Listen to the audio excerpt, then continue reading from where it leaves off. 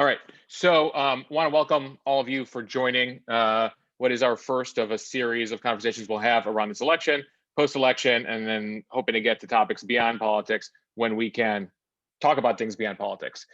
Grateful to all of you guys who have supported what I'm doing on Instagram as we look to build towards newsletter, podcast, etc., both on via Patreon and via Venmo. And so we have a lot of exciting things happening, and no better way to start this with somebody who I consider a great friend and have great respect for. And the reason why we have him on tonight is because he has the answers to everything. And maybe he'll reveal to us what he'll be reporting tomorrow morning. So we are 1 week out from election night. Actually, at this hour, next Tuesday night, a bunch of polls will have just closed, including Florida. So we might actually have a sense of where this thing is going. But in the meantime, all we can do is kind of read the tea leaves and talk to Jake about what he's hearing from all the various sources. So Jake Sherman joins me from Washington tonight. He's the co-author of Politico's Playbook, which, if you don't get it, is a morning email that all of Washington and anyone who wants to be in the know about things in Washington opens up as the first thing they look at every morning. He's also the senior writer at Politico. You might recognize him from television. He's a contributor for NBC News and appears on MSNBC and on PBS. And because he was bored with all of that, he also wrote a best-selling book, a New York Times bestseller a couple of years ago on the 2018 midterms, which, again, if you're trying to get an understanding for how Washington works, how these two sides strategize against each other, and what went down in 2018, which kind of brings us to today, I would highly suggest that. And most importantly, he's impartial. He has no bias. He tells it like it is. So Jake and I go back to a time where we both reported on campus news for our college newspaper at George Washington University. Anyway, so I would. And we were in the same fraternity, so that's the other that's where I store all of your secrets. Correct. So I was just trying to be like we were total professionals on campus, just being the predators. But yes, we were also in the same college. We were in the same fraternity, etc. So anyway, and I will note to all of you, if you have any questions, put it in the chat room, and I want to get to all of that and keep this kind of a free flowing conversation, and frankly get to the questions that you guys have in mind, so it's not just us going back and forth waxing poetic. So anyway, Jake, we're 7 days out, and I'll start it very open-ended. What are you hearing from folks you're talking to, senior leaders in Washington, about what do they expect will happen in 7 days? So thanks for having me, Mosh. I'm glad to be with everybody. And that was a very kind introduction. So a few things to keep in mind right now. And actually, someone just sent me a really interesting statistic. So about this time every night, or maybe about an hour ago, I start putting together Playbook for the morning, which comes out around 6 a.m. and this is my bedtime quite soon. So this is my day ends early and begins early, but there's been very little, a remarkably small amount of volatility in this race when it comes to the polls, right? I mean, I think Nate Silver just tweeted something. I'm just going to look at my phone quickly here. He just tweeted that 34 post-debate polls and the average change is 0.1 points toward Donald Trump. I mean, that's kind of stunning, right? I mean, that means this race has been kind of frozen in time for some time now. And if you see across the spectrum, the president is losing. He's losing in states in the upper Midwest. He's losing across the Sun Belt. I was just talking today to some senior Democratic officials who are running the campaign apparatus. And we were talking about the changing face of the Democratic coalition, which used to be in 2006 and 2008 when Democrats took big majorities in Washington. It was on the back of Deep South and kind of Rust Belt Midwest. And now we're seeing across kind of Georgia, Texas, Arizona, we're seeing a new kind of Democratic coalition in the suburbs of big cities, Houston, Dallas, Phoenix, Atlanta, kind of sprout up, which is really interesting. So listen, let's start with the presidential. I mean, we saw Joe Biden today in Georgia. which says one of two things. I mean, no Democrat has won there since 1992 when Bill Clinton won. But a lot of Democrats think it might be easier for Joe Biden to win in Georgia than it is in Florida, which is interesting. I mean, Florida looks like it's trending in a little way toward Donald Trump. Yeah, I saw. I mean, they had Barack Obama in Florida, and they had with 29 electoral votes, and they had Joe Biden in Warm Springs, Georgia today.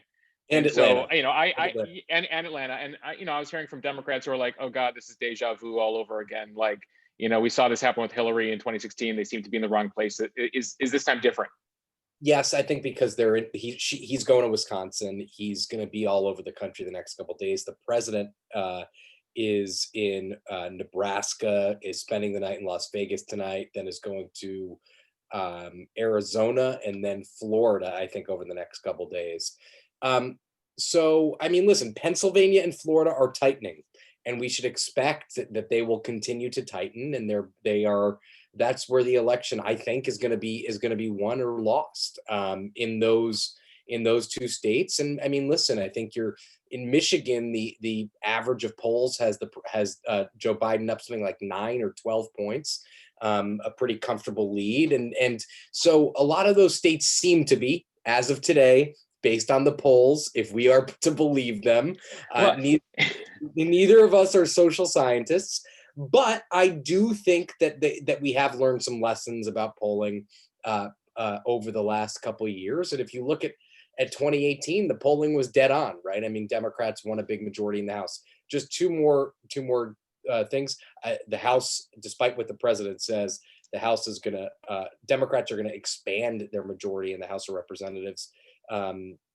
At this point, we're looking at a high single digit to middle double digit, meaning 15, 16, 17 at the high end seats that Democrats could gain in the House of Representatives. So that's a big deal. So that's that. And in the Senate, I mean, listen, we could talk for an hour about the Senate. It looks like today Democrats are going to take the Senate. I mean, I can name 3 or 4 seats off the top of my head that Democrats are going to win. They're going to win in Arizona. They're going to win in Colorado. They're going to win in Maine. Most likely, Susan Collins is going to lose. And then you look at a state like North Carolina, 2 seats up in Georgia, Iowa. So I mean, there's a lot of paths for Democrats to win the Senate majority. So that's the long and short of it. And you know, a lot of the numbers you were talking about are the polls, right? The average of polls, right, etc. What do you get the sense? I mean, 2016, when you look at the numbers, nationals were pretty spot on. There were a couple underpolled states. They incidentally were Wisconsin, Michigan, and Pennsylvania, and that's where the numbers were off. Do you get a sense? I mean, the folks in Washington with the parties are also doing their own polling, their internal polls, and these are the polls that the president likes to cite, etc. Have both the public polls and those insider polls been corrected?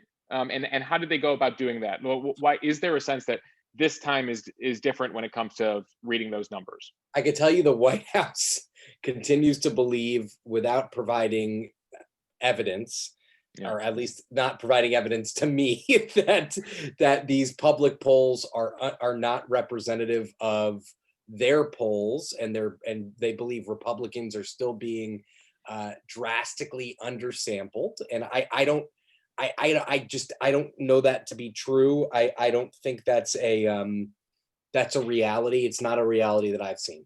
Do Republicans on Capitol Hill say something similar to that? Or what do they tell you? They think the presidency is gone for the most part. They think the House majority is.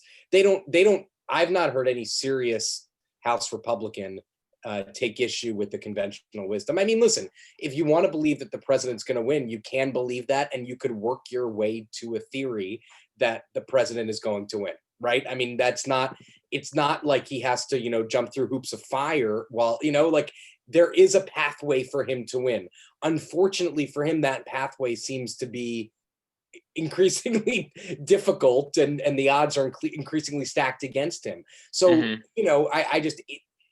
it's not, I mean, he won, right? So there is a pathway for him to win, but the polls just don't at this point provide any backup for that. And you haven't seen any evidence that there's a secret group of people who aren't talking to pollsters, that are still being uncalculated, especially in a year where we're going to see, I mean, it's already incredible, the numbers. 70 million folks have already voted. 138 million voted in 2016. The projections right now, if you believe some of the projections, could be between 150 and 160 million Americans might vote. Given that, is there a sense that, or is it more of a hope, or is there a theory in the White House that there's a bunch of people who will back the president who also didn't come out in 2016? Well, I think they have that theory, and they base it on things like, and I don't mean this in a glib way. They base it on things like these boat parades that they see sprouting up in coastal communities of people with Trump flags, in the water. But Moshe, you've covered campaigns, and you know this. You could, if you're a candidate, believe whatever you want to believe based on things you see. I mean, I remember in 2012, and you probably have stories from 2008, or maybe not, because I think McCain kind of knew he was going to lose at the end of that election. But in 2012, I remember Mitt Romney landing, and it was in Pittsburgh, and he saw a bunch of people in a garage, and he said, well, this is how I know I'm going to win. It's like, no, dude, well, the garage was set up by your campaign. This is not an organic movement. So anyway, I think that candidates can oftentimes find whatever information they want based on what they see. Sure. And so, I saw Frank Luntz, who's a kind of been polling for 30 years, said recently, if the pollsters get this one wrong, like, the entire industry is dead. Yeah, and by the way, our industry was seriously damaged in 2016 based on a prediction game that reporters felt it in their interest to play. Mm-hmm. I've gotten out of the prediction game, although I've just given predictions based on what I believe to be fact, what I believe to be hard evidence. I mean, I will say this, though. I remember in 2016, people would look at polls that would show Hillary Clinton show Trump within striking distance of Hillary Clinton, and they would just refuse to believe them. I think now is a little bit different. I mean, we don't see, and maybe we'll turn out to be wrong, but we don't see those polls that show this to be a tight race at this point, right? Remarkably consistent, Biden in the lead. Totally, and by the way, some of those are tight, right? Florida's basically a tie. Georgia's basically a tie.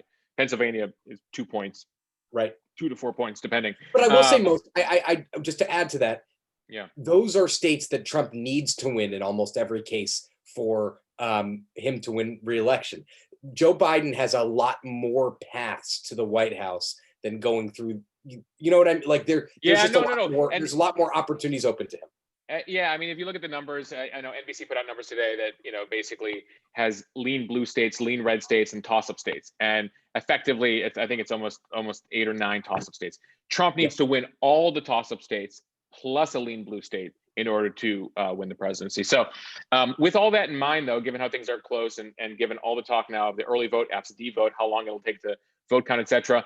As far as Tuesday night, Wednesday, how are folks in Washington, folks on Capitol Hill, etc., girding themselves for what may be a long wait to find out results? Well, I'm curious. I'm also curious what you think here. Yeah. I mean, I think our business is going to be really, really careful. I really do. I mean, if I'm sitting in a control room next Tuesday night, I'm really going to be hesitant to call some of these states until we have a lot of data. Don't you think so? I mean, I think the media, there was an interesting quote in, I think, a journal story about Jeff Zucker this week, or maybe it was last week, that said we have to play error-free ball for the next 2 weeks. And I think that's totally true, right? I mean, you were in those rooms. I mean, what do you think? Sure. I wasn't in the room for 2000, right? Where, like, infamously, Florida went back and forth a couple times. And it was one of the first times where the network presidents all had to testify before Congress to explain what took place. Right. And so I think there were a lot of lessons learned by the networks in 2000 from the Florida experience. Now, one thing folks should know is that the way states are called, it's typically done by a room of experts, and they are, like, far away from the studio.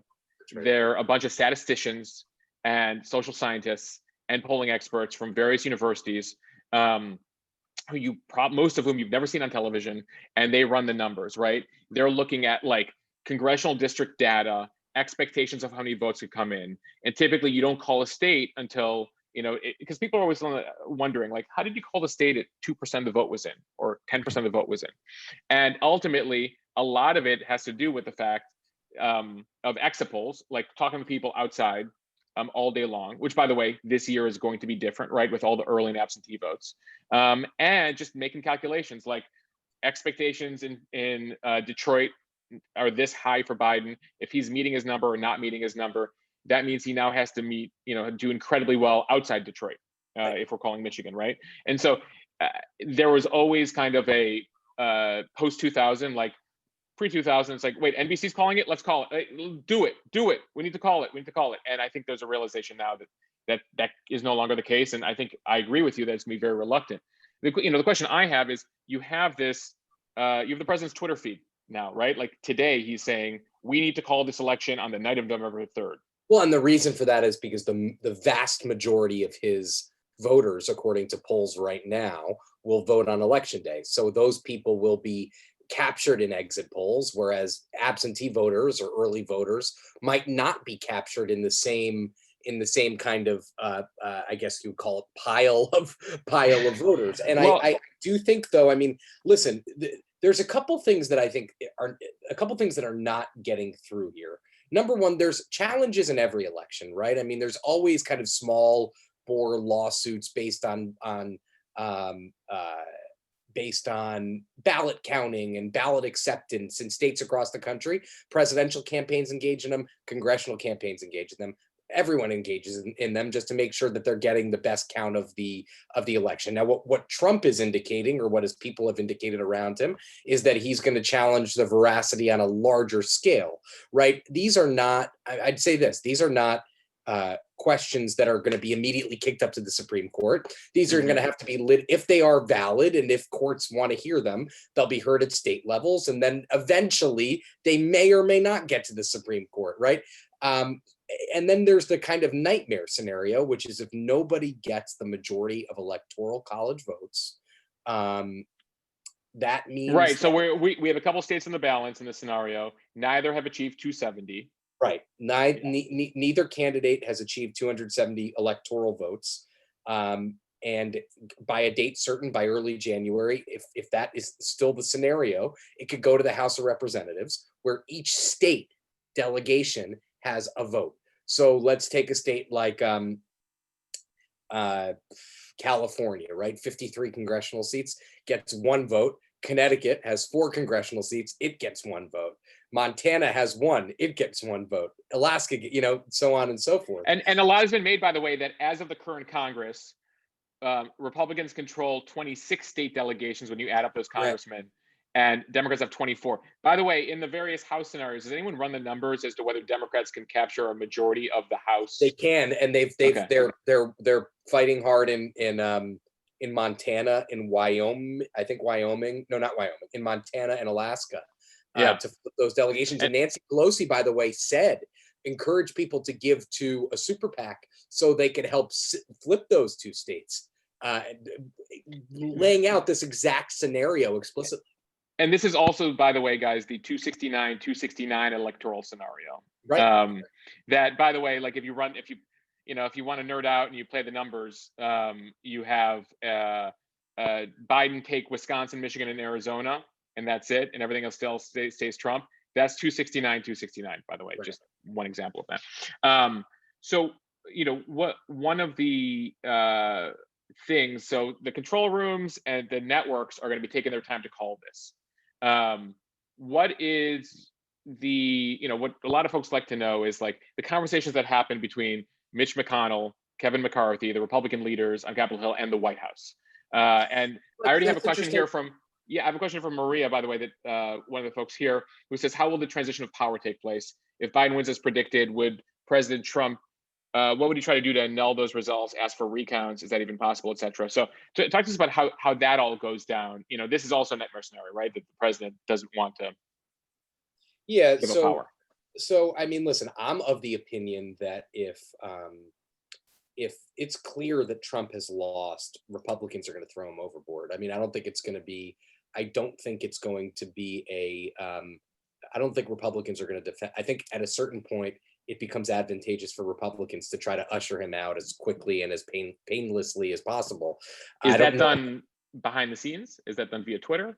That's a press done. conference? It'll be done behind the scenes. I mean, it'll be done by some combination of Mitch McConnell and Kevin McCarthy, but more likely Mitch McConnell as the heavy and Kevin McCarthy as the good cop, right? So that would be my guess. I don't think. Listen, I think those people are thinking about it and are trying to game it out and everything like that. But I don't think those discussions are happening explicitly at this moment. But I do think that, listen, I think I don't think it's going to be a scenario. I don't think we'll have a scenario where the military will have to escort the president out of the Oval Office. I don't see that. I mean, could I be wrong? Yeah, I guess I could be wrong. That could happen, but I think that's pretty far-fetched. And I think that remember, there are basically 2 full months between election day and the swearing in of the next Congress and inauguration. So there's a lot of time for kind of the dust to settle, things to cool down. And it's not going to happen it doesn't need to happen with the speed of cable news and of the speed that we usually are accustomed to it. But I do think we have to keep that in mind, that there's all of November and all of December for this transition to happen. And by the way, both campaigns, the Biden campaign and the Trump campaign, have already begun the transition effort. They're required to, by statute, I believe, to set up an operation to kind of for continuity of government purposes. And the Trump administration and the Trump, I guess it's the administration in this case, is taking it quite seriously. So yeah, no, and that's something you've written about, and that's a great segue to kind of the next thing I wanted to discuss, which is what does Trump 2 look like, and what does a Biden White House look like? Yeah. You took time in Playbook a couple of days ago to lay out the scenario of, like, Biden's the president, he has the House, he has the Senate. Life actually isn't that easy for him. Lay out for us scenario 1: Biden wins the White House, blue wave. What does that first 100 days of Biden look like, and what are the pressures and challenges he's going to have? Okay, so a few things. I think I have a few thoughts. Number one is, so if Biden, let's just take the blue wave scenario for argument's sake, and if you're a gambler, that's where you have to put your money at this moment. I would say this. I'd say that Biden. So there's going to be a bunch of immediate kind of crises that Biden is going to face. He's going to face an economy that's going to need a urgent injection of fiscal stimulus, which this Congress has not been able to do in these last 99 days since the talks between Stephen Mnuchin and Nancy Pelosi have started. I think officially the House and Senate left today. There will be no stimulus before the election. Unless absent some sort of scenario that we can't envision at this moment. So in the first 3 months, Biden's going to have to pass a massive kind of public works stimulus package. Doesn't have to, but he's signaled that he will, and the Democratic Congress is going to need that. So that's going to eat up. I mean, listen, remember, he doesn't get inaugurated until the end of January. So things don't really kick off until the beginning of February. So you're going to have a lot of energy in February and March being spent on getting some sort of package through Congress. He's gonna, and so let's take that kind of discrete example. If Republicans filibuster, if they try to block that, the question becomes, do they blow up the filibuster to do that? Do Democrats say rather, we are going to pass things on a simple majority, which is not the standard in the Senate right now. You need 60 votes to pass most anything in the Senate. Will they blow that up, and will they pass things with a simple majority, which is what the left wants Joe Biden and Chuck Schumer to do? And there's all sorts of dynamics within that. There's Chuck Schumer is up for re-election in 2022. Alexandria Ocasio-Cortez is a likely primary challenger. She's urging blowing up the filibuster and taking a harder line against Republicans. So there's that. And then the larger question becomes, have Democrats learned anything from their 2009 experience, right? So 2009 is when Barack Obama had an all blue Washington, 2009, 2010, and his administration pushed through a healthcare bill. No matter what you think of the healthcare bill, it was a massive undertaking. Cap and trade plan to cap and trade carbon emissions, and a massive stimulus bill. 3 very large scale legislative undertakings, which eventually, according to almost anybody who has a brain who watched this stuff, cost Democrats their majorities. Their majority in the House and ate away at their majority in the Senate. So, and caused a lot of problems for Barack Obama from 2010 to 2016. So what have Democrats learned from that experience, if anything? Or will they continue to push through a ambitious and progressive agenda? Now, I do have right, some, and Biden obviously was there for that experience, but and he administered the stimulus bill once it was passed. AOC and a bunch of the new progressive that come in were not in Washington at that point. Right, they were not, and they've watched Republicans kind of run roughshod over them for the last several years, and they're sick of it. And they say, why are we playing by a set of rules that nobody else is playing by? And it's an argument that a lot of people have, a lot of people are sympathetic to, right? I mean, Republicans have no problem breaking the rules or changing the rules when it suits their need, because this isn't student government, right? This is politics. This is Congress, and you have to play hardball in order to win, or else you're not going to win. And we've seen. And you saw it last night with the new Supreme Court justice, right? And Mitch McConnell said, well, that's interesting. We're close to the election. I still have the majority. Donald Trump still has the White House. So we're going to move through a Supreme Court nominee, and we're not going to really care about your feelings. Whether you like that or not is up to you. It's up to your political leanings, but that's just the reality of it. And politics is not a game of feelings. It's a game of brute political force. And if you don't play with brute political force and with purpose and with and putting aside your, and I hate to say this, putting aside your sense of sensitivity, I guess, when it suits your needs, then you're not going to win. So anyway, that's the Biden dynamic. So So just while we're doing that, just because you brought him up, and we'll get to the Trump scenario in a second. Lindsay asks, will any chance Mitch McConnell will lose? A lot has been made of the Senate race in Kentucky. Yeah, if more Democrats spent money on candidates that had a better chance of winning, they might be better off in some places like Texas, or no, I don't think Mitch McConnell's going to lose. Donald Trump won that state by 20-something points or 30-something points in 2016. Mitch McConnell always wins by 12 or 14 points. There would have to be a lot of people who vote for Donald Trump and then Amy McGrath, which I just don't think is a scenario that is very likely. Did they ever explain what was going on with Mitch's hand, by the way? Why it was all black and blue? I know, and we've asked him, but I think he fell, as my guess. Remember, most of these people, McConnell, Pelosi, and most of the Democratic leadership, and most of Mitch Chuck Grassley are fourth in line for the president. Right, they're 77, 78, 79, 80 years old. I mean, these are not spring chickens, so to speak. Yeah. All right, so you discussed kind of the Biden scenario being pulled from the left. I am interested in Kamala's role in the White House. Just while we're at it, is there any sense of what Biden kind of took on foreign policy for Obama, so he could focus on the domestic issues?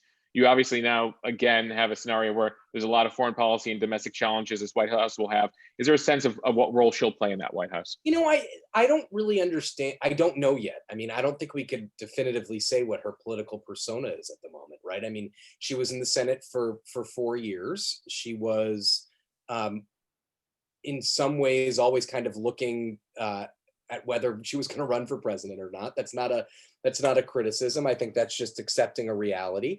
Listen, and she doesn't have, like, Biden was really good, and Pence to an extent is good at managing relationships on Capitol Hill. I don't think that Kamala has. I don't think that Kamala has. She doesn't have those relationships. She doesn't have. Has she had a major achievement in her 4 years? Is there something that she kind of hangs her head on? Yeah. No, I mean, that's also by dint of the fact that she's been in the minority, and Donald Trump has been president. I mean, she's been very good at judiciary hearings and things of that nature. But you have to imagine, just with Biden's age and you have to imagine that she's going to play a big role. We just don't know really what that is yet. All right, so scenario 2 is a Trump victory, right? He pulls the inside straight again. He pulls off all those toss-up states. He wins his lean Dem state. He pulls it off again. The polls were wrong again. That's a whole different thing. In that scenario, I imagine that the Senate stays red if Trump has pulled it off. Probably. Is that the assumption? But I'm not sure I'm not completely sure it's the assumption, but we could work under that assumption. I mean, yeah. Could Trump win and Martha McSally still lose? I think the answer is yes. Could Trump win and Cory Gardner still lose? Yes, I think that could also happen. So I wouldn't necessarily 100% go to the Senate staying red. I think there could be a blue Senate Trump presidency under a couple scenarios. So lay that out for me. So he's inaugurated again January 20th. He could have a blue Congress. They've already impeached him once. What happens? I don't think they impeach him again. Okay.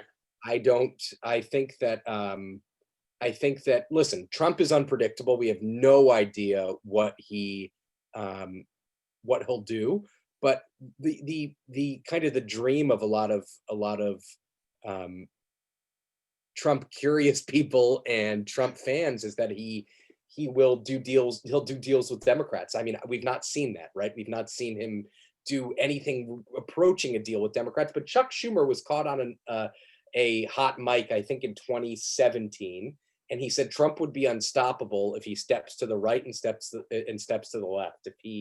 If he's able to kind of straddle that political divide. He's not been able to, but it would be easy for him to, because he doesn't have any strongly held beliefs, right? He doesn't have any well, I mean, the one belief he's had in the first term is winning a second term, right? Doing everything he can to win that second term.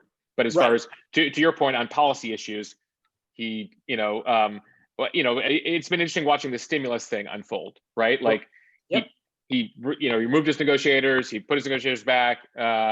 He suddenly was ready to commit $2 trillion, way more than Republicans will. And so is there any sense when you talk to folks at the White House of like, and obviously, we saw what happened in the 60 Minutes interview with Leslie Stahl, where she talked about, what are you doing in your second term? And it just became a fight. It was unclear what his answer was. Like, any sense of like what they might want to do or accomplish, given an ongoing pandemic, ongoing economic issues, anything else, that they've mentioned? Yeah, so a few things. He said he wants to cut back on the deficit and the debt, which would require political fortitude that he's not displayed yet. That's number one. Number two, he would also have to do some sort of public works infrastructure stimulus program. I mean, there's no question about that. He would have to do that. And he's kind of shown a willingness to do that. His relationship with Nancy Pelosi is non-existent. He won't speak to her. They have a horrible Right. You've mentioned, when's the last time they spoke? They spoke October 16th, 2019, I think was the last time they spoke. So it's been a year and 11 days since the last time they had a conversation, which is stunning. So listen, I think that he is, I don't think we could confidently say what he would do. I think he wants to, he's not, I just said this to another group today. He's not a conservative, right? I mean, he's not. So we can't say that he's going to fit within the bounds of the Republican Party of today or yesterday. I mean, could he spend another $1 trillion on January 22nd if he wins re-election, if he's reelected and inaugurated again? Yeah, he could, and it wouldn't surprise me one iota. So that's kind of, I really have no real insight into what a Trump second term would look like, because I'm not even sure if you said to me, tell me what the first term was. What was it about? What was the common thread running through everything Donald Trump did from 2017 to 2020? I would have we couldn't even really say what that is. You know what I mean? Yeah. Well, yeah, I mean, his promise on the court, right? Like, which has been one of his major achievements. By the way, that's not what drove him. That's what drove McConnell. I mean, that was McConnell's court. That was McConnell's, and that is like the old school DC Republican establishment getting through to Trump and getting him to focus on something that they've been working on for 25, 30 years. He doesn't care about. I mean, he still misstates how many judges he got through. He says it's 300, it's 220. So, I mean, I don't think he really cares that much. So one of the questions I just got from John Lai here is, should Trump lose, what do you think happens? What does he do? Is he starting his TV network? Is he becoming a talk show host? What do you get about their losing scenario planning and what he does with this movement that he's created? So that's a good question. I mean, I think he will do some sort of media play. I think that's obvious. I would say I think he probably um, teases, plays around with running for election in 2024 when he would be, I guess, I think he's 74 now, so he would be 70. Yeah, so that would be the Teddy Roosevelt, or who was it, Grover Cleveland scenario? Yeah, right. So I mean, yeah. Could he do that? I guess so. I think CNN, MSNBC, and Fox will have people outside Mar-a-Lago every single day from now until the time he decides to run, decides not to run, whatever. I think we're going to treat him like an opposition leader. Yeah. If he doesn't win, which I think is unhealthy. I don't think we don't. I mean, and he's not gonna abide by the conventions of don't talk ill about your successor. He's gonna be right. Typically, presidents go off into the distance and right. don't talk until it's election season. I don't think Donald Trump does that. He's going to live in Florida. He's not going to live in New York. He said that. So that's all we know. But I mean, is there a media play in it for him? Yes. I mean, I think there is. I think there definitely is. I think people are unhappy with all sorts of broadcast media, and he could be an interesting conduit for some of that frustration. So Toby Bloom has a question, and this will test your constitutional knowledge, Jake. Oh, God. So the Electoral College is tied 269-269. The House is tied 25-25 delegations, and the Senate is split 50-50. What happens there? I actually don't know. Does Toby have an answer to that? I'll wait for him in the chat thread. I mean, I do think that the Senate. Well, no. The Senate doesn't. I'm not sure the Senate has a role in this. No. I think Pence is the tiebreaker for the vice president. I mean, my understanding is that the House picks the president, the Senate picks the vice president, and that Pence would vote for himself as the tiebreaker in the 50-50. Anyway. Right.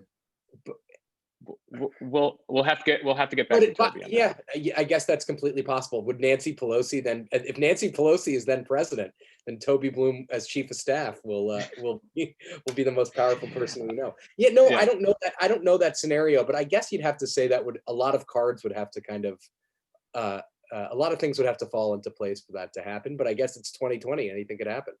Yeah. We were talking a bit about Trump's future and what it means to the Republican Party if he loses, and this movement, and the fact that he's not going to abide by traditional former president kind of. And George W. Bush went off and started painting, and he's still painting, and he's hanging out and enjoying his library.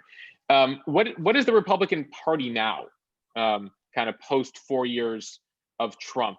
Do they wrest control? Is it the Lincoln Project and those guys? Are they taking back control of their party?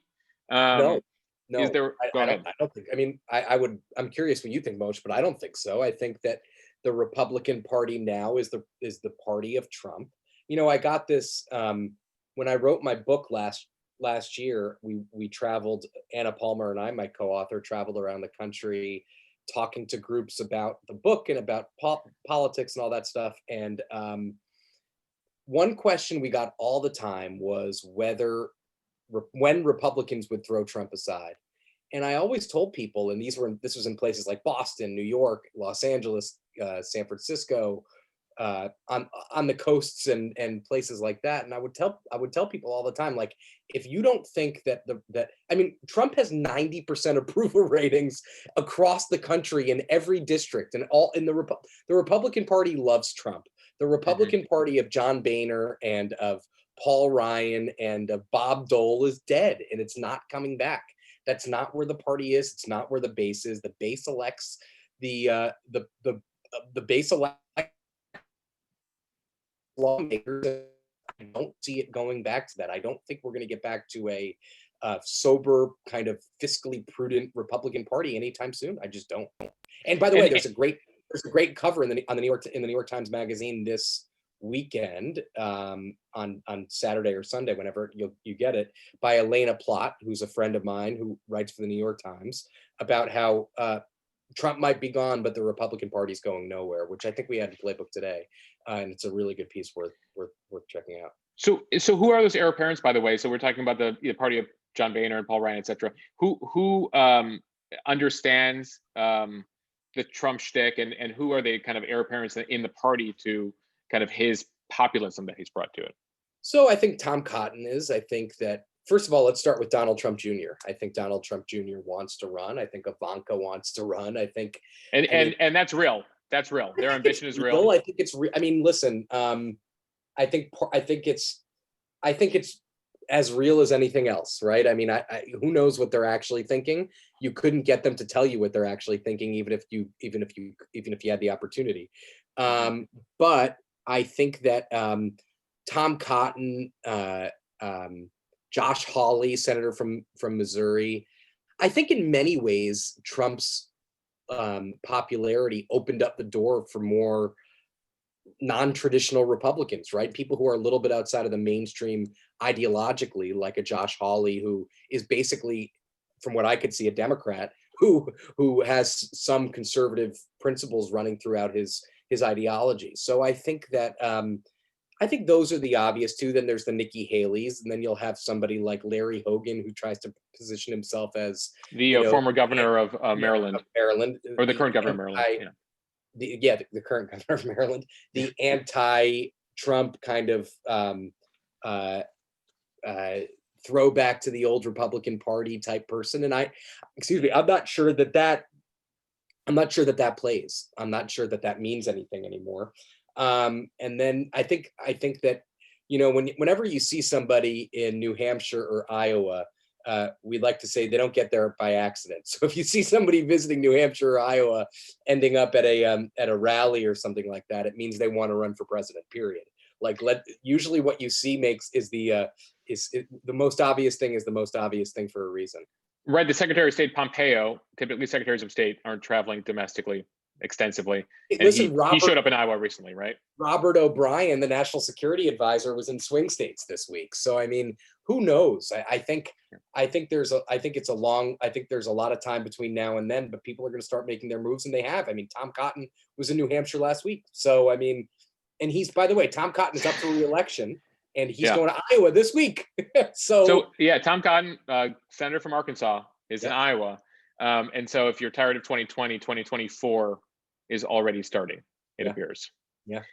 And then obviously Mike Pence, right? Does Mike Pence wants to be president? I think he has wanted to be president ever since I met him in 2009. I've known him for a long time when he was in the House.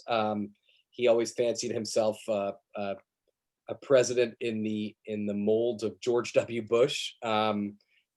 He's a long way from there, and I think he's banking on capturing the Trump mantle. I don't think that the base sees that. I don't think the base sees that. Right. Getting back to 2020 now, I got a question about independent voters and how they're swinging, not affiliated voters, how they're swinging in Florida, how they're swinging in kind of the key states that you're watching. Toward Biden in a major way. And by the way, the independent voters in the suburbs are swinging toward Biden in a major way too. Here's Chuck Todd put this well the other day, and I keep repeating it because it's really smart. Do you think, just like as a baseline theory, do you think Donald Trump has gained or lost voters since 2016?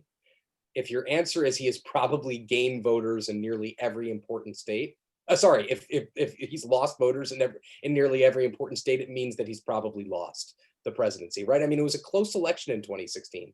Yeah. You have to imagine that the basic bargain was that you would vote for Donald Trump and he would be able to fix things that other people couldn't fix. Has he been able to do that? The answer is probably not, right? I mean, we're in the middle of a pandemic. He's not been legislatively successful. He's had modest success on the world stage. So I think those are the metrics by which people will be judging him. And I think a lot of people are just tired, Moshe. I think that's that's what we see in polls all the time, is that people are tired of this presidency. Yeah. In Well, almost every. that's one of the answers I give people when they're like, well, why is Biden in a basement, not really campaigning? And my sense, and correct me if I'm wrong here, is that the Biden campaign sees that the more time the president spends out talking, making headlines, tweeting, that they believe that actually is good for them. Yeah, that's absolutely right. I mean, don't step on somebody when he's stepping on himself, right? I mean, he's Yeah. blowing himself up. Why would Biden put himself in the middle of that? I mean, listen, Donald Trump is getting killed by suburban women, and today he went to he was in, where was he? He was in Michigan and Wisconsin. Yeah. Lansing, Michigan, and he said, "We're putting your husbands back to work." I mean, his view of modern society is not really in touch with reality, right? It's not in touch with the America that exists now. I mean, suburbs are increasingly diverse. They're not white at middle. I mean, his view of suburbs and of the structures and strictures that our society lives by and is constructed by just do not line up with reality anymore. One interesting thing as you were talking about the scenario where as he gained votes or lost votes is if you look at Wisconsin, for instance, Trump actually had less votes in Wisconsin in 2016 than Romney had in 2012. Right. It was just that Hillary had lost so many votes from Obama that Trump was able to pull off the victory. The question is, though, again, is he able to, you see where he's campaigning, right? In the reddest of the reddest areas.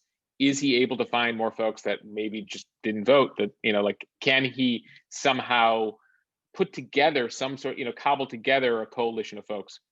But that's his only path, right? Is to juice base, and they openly admit that they're not going to win back the suburbs.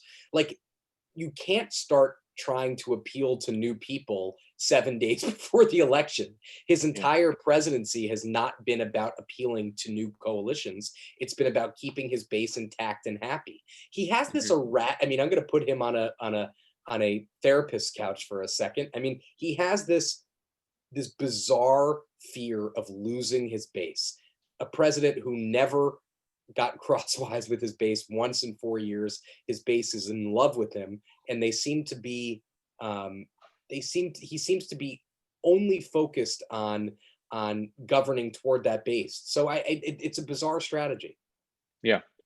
And by the way, you say this as somebody who's like very well sourced inside that White House. I mean, is this a sentiment that is shared within the White House? I mean, they think that they could juice their base more and they could bring people out. They think that they think that Joe Biden's comments about oil is gonna kill him in Pennsylvania. It's gonna hurt him in other kind of Rust Belt states. They think that the polls are not nearly as close in Texas as they indicate. They think. I mean, listen. I get a lot of people in the White House telling me that he's going to lose and there's nothing he could do at this point, and the entire game is up. But there is a strain of people in the senior levels of the White House that believes he's going to pull it out and he's going to pull an inside straight again. And who knows, maybe he will. I mean, the data doesn't support that at this moment. What I always like to say, Moshe, is with the information we have at hand, we can't extrapolate based on information that doesn't exist or information that the campaign won't provide us, right? The Trump campaign always tells us, well, our internal information tells a different story. Well, if it does, then show it to us, right? I mean, if you want us to tell that story, please show it to us and we'll make a decision. About a week before the election in 2016, several senior Trump campaign officials, including the former digital director who was the campaign manager this summer, and his name escapes me at the moment, the guy who they pushed out as campaign manager this summer. Parscale. Parscale. So Parscale comes in, a few people come in, and at that point, we're looking at the polling and we're like, well, Hillary has this, right? And they're like, no, we have numbers. We have numbers. And there were very skeptical looks among senior political types at CBS at the time. And they clearly had numbers, right? And in that scenario 4 years ago, they didn't really show us their numbers, but they're like, we know stuff. We know what's happening out there.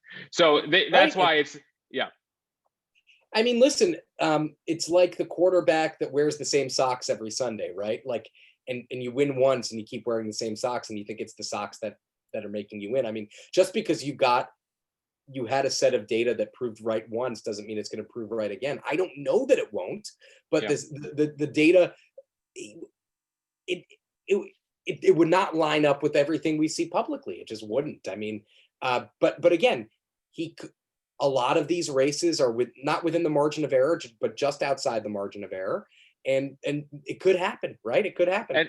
And something that's been noted, by the way, is the margin of error can go both ways, right? So like if it's plus or minus 3 when you look at the poll, right, it could go 3 points towards Trump, but it could also go 3 points more towards Biden. Of course, absolutely. Yeah. So we have a Georgia Senate question here. Sure. Is it expected for both Senate seats to go in the same direction is the question. What is the state of play? It's kind of a unique scenario, right, in Georgia right now. It is. So Kelly Loeffler is in a race against, I hope I don't screw this up.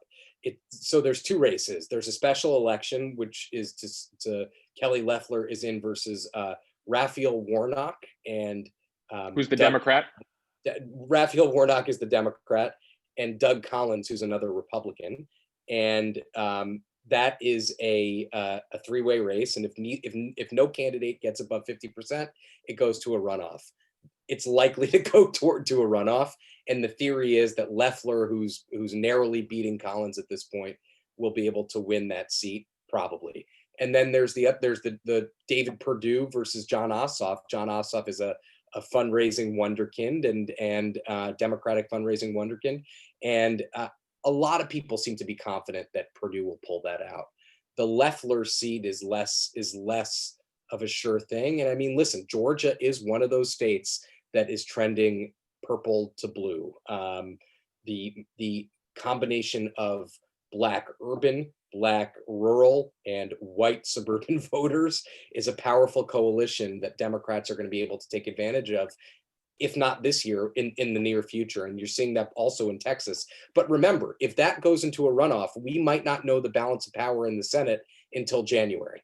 So we might see another 3 months or 2.5 months of running for election in the state of Georgia, while the rest of the country has kind of moved on from the election. Is that runoff set to happen after the inauguration, or that would happen in this kind of? I actually don't know off the top of my head. I think it's before. I think it's usually in the January 15th range, or 12th or 15th range, or something like that. Yeah, no, it's very interesting. You mentioned kind of these purple to blue trending states that, until now, it's been noted that, Gore won the popular but lost the electoral. Hillary won the popular but lost the electoral. There are scenarios, right, where Biden wins the popular but loses the electoral. But it appears, based on population trends, Texas and Georgia in particular, that the electoral college may actually come in handy for the Democrats. They might have a lock on it for a long time, given population trends. If Democrats flip Texas, which, by the way, we've been hearing about this for years, but now we're seeing it, right? Democrats won a number of House seats in Texas in 2018. They're going to win several more this time around.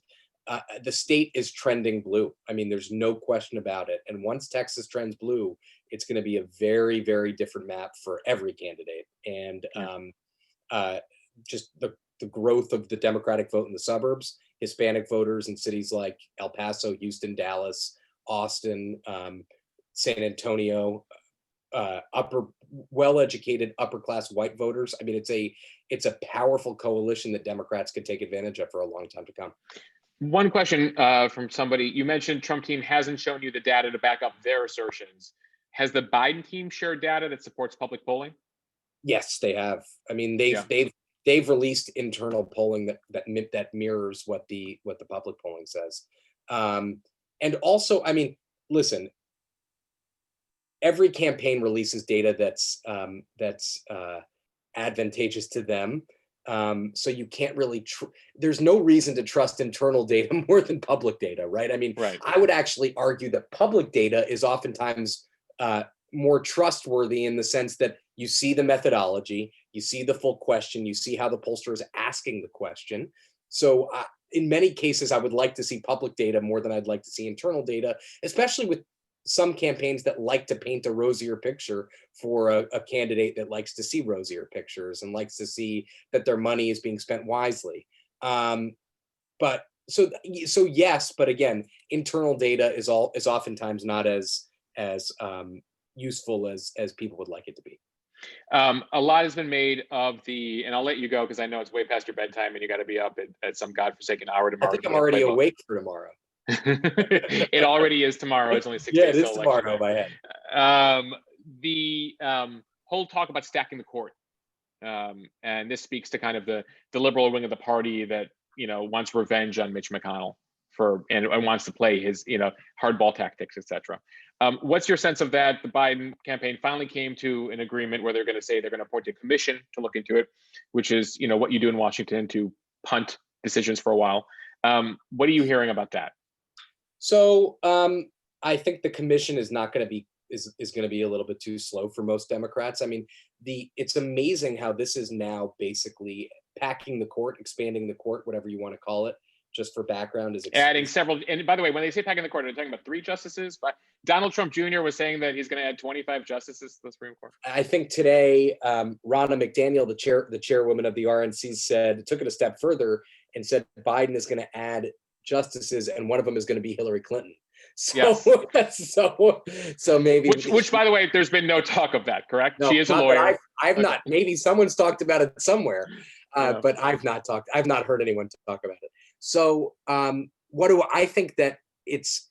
I mean, Biden is going to get endless crap from the left if he doesn't do it. I mean, by the way, it has to get through Congress. He can't wave a wand and do it. I actually don't know that there are the votes to do it. But I think that if you get it, I think this is going to be like an implosion in the Democratic Party. If Democratic senators don't support this, the left is going to support primary challenges to them. It's going to be like the Tea Party all over again. And by the way, in many ways, I don't want to say it's healthy for Democrats to have that sort of existential fight, but it is healthy in some ways. I mean, sometimes you have to touch the stove, right? Sometimes you have to try things that are a little bit out of your comfort zone and push members of Congress to go in that direction. Can they break the filibuster? Can they do that with 51 votes? Can they add 3 justices to the Supreme Court, for instance? They could. I mean, breaking the filibuster. I mean, Chuck Schumer has told reporters that he would only break the filibuster for something really important. Could that be COVID relief? Could he get into a scenario where Republicans block a big package that a lot of Americans need? And Chuck Schumer says, we've had it. Like, we have to start passing things with 50 votes. And then, yes, but I think actually if you add a seat to the Supreme Court, it has to go through the House of Representatives too, which, by the way, is going to be packed with Democrats. So, I mean, listen, could he get it in a 54-seat Democratic Senate? Could he get 51 votes to add a seat to the Supreme Court? I'm not confident that he can. I'm not. And by the way, you have some moderate Dems, right? You have Joe Manchin in West Virginia. You have some folks who might be reluctant there. And then there are people in cycle. I mean, there are people who are up for re-election, and there are Democrats who have said we should just leave it how it is. And by the way, maybe there's a middle ground on both of these issues. Maybe they don't abolish the filibuster, but they curtail its use. Maybe they do some sort of large-scale study and term limit Supreme Court justices. I don't know. I mean, there are other ways to get at the end that they're seeking, but those kind of reasoned arguments are not going to be in jive. If you have all of government for the first time in a while. Cool. Well, Jake, thank you. Before you go, though, I should tell folks that you've been co-author of Playbook for how many? 4 years now? 4 years, 2016. Yep. 4 years. That ends end of this year. You made an announcement recently that you're starting something new. Can you talk about that at all? Although you know what that is, so I hope you don't say that. But yes, Anna and I are starting something. My co-author and I are starting something new. There's a link in my Twitter bio if you want to sign up to know more, which we've been happy about the response to that. And we're excited about what's next. But I've been at Politico for 11 years, which is a really long time. It feels like 75 years. So yeah, we're excited to move on and excited to keep doing what we're doing. So follow Jake on Twitter for politics to get on his mail list for the future exciting project. For tweets tracking private planes around the world, he has a knowledge of flightaware.com that if you're wondering like who's flying where, you can kind of figure it out based on his tracking that. And great analysis and historical data around the Grateful Dead and fish. those are the things that I don't get paid for any of those things, but No. but I do them. That is true. But my professional passion is Congress. Yeah. To the extent anyone could be passionate about Congress, it's hard to believe.